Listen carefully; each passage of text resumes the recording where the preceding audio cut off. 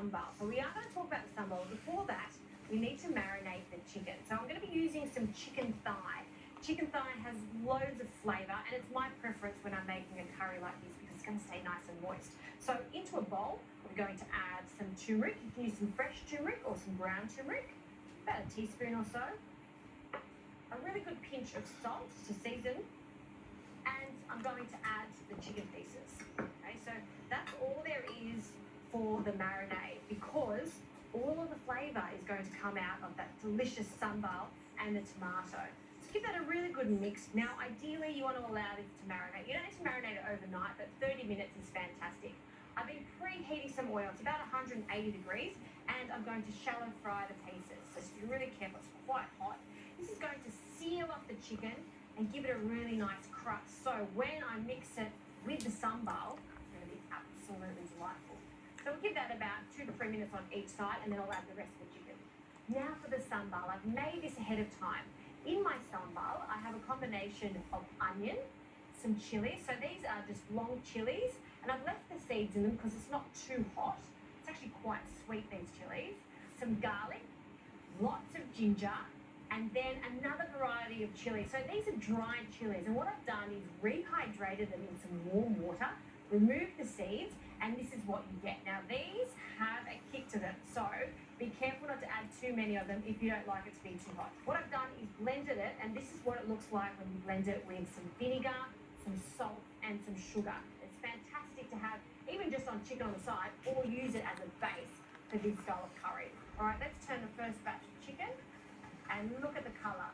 See that? That's what we're after, a little bit of caramelisation on that chicken. So I'm going to turn that, cook it for another couple of minutes on this side, and we'll drain it on some paper towel. Chicken has come out of the oil, and I've just drained some of it off. That turmeric oil has so much flavour, so we can add the sambal, well, my version of the sambal. So we're going to add that in, and I wish you could smell this. It is so fragrant, so many flavours in there. So once that comes up to the boil, going to add some tomato. So this is crushed tomato. You could use fresh tomato too and then finally chop it up. Give that a stir. And I can return our chicken.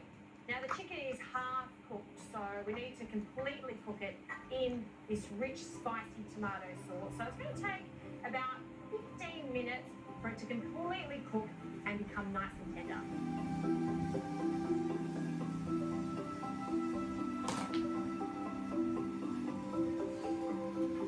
Chicken smells so good.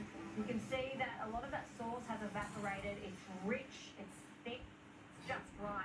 Now just to balance it out and to finish it off, a splash of vinegar.